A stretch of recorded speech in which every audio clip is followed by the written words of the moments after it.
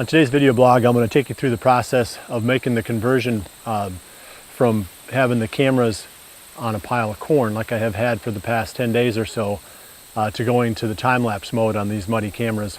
I've already programmed this one in the office. I'm just going to swap out cameras, take the one that's out here back to the office, get fresh batteries in it, get the latest firmware revision uploaded to that camera or downloaded to that camera, and get it programmed for field scan mode for another location. Or this is time lapse. On these cameras, the definition for this is time lapse. What I'm doing is getting a picture every 30 seconds for the last hour and a half of daylight. Our sun sets at 7 o'clock now, and I've got it set from to take a picture every 30 seconds from 6 p.m. until 7:30 p.m. So I've got that last half hour after sunset and the hour leading up to sunset. I should be able to pick up with this camera set in this corner.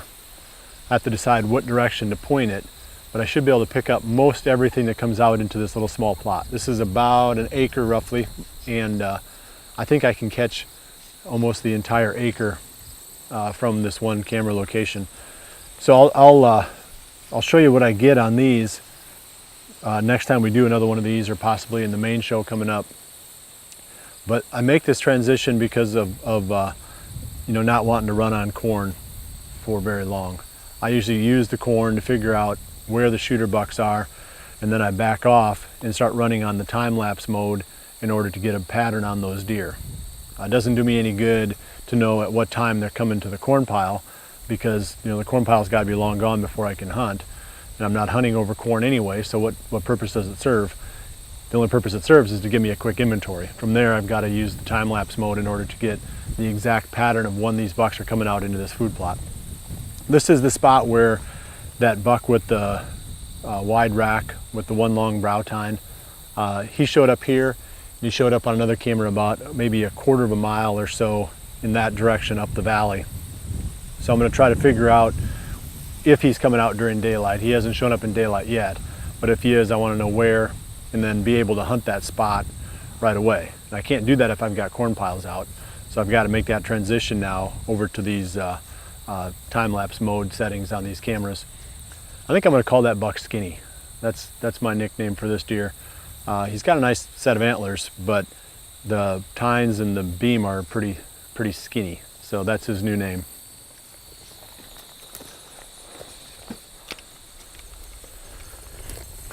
This spot would probably be a better one if I had two cameras when I look at it, because I can shoot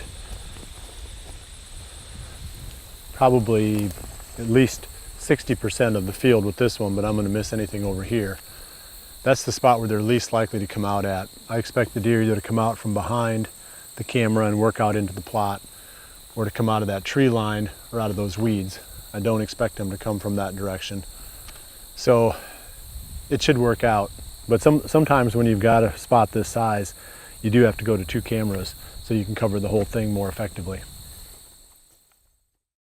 This is the card that I just pulled from the camera that was in the location that I just swapped out. So you can see a lot of pictures of does and a couple of little small 1.5-year-old bucks.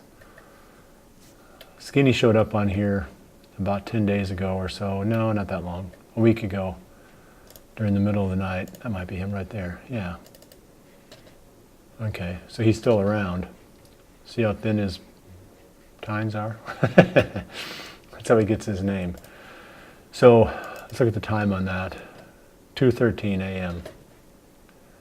That's not going to help me one bit.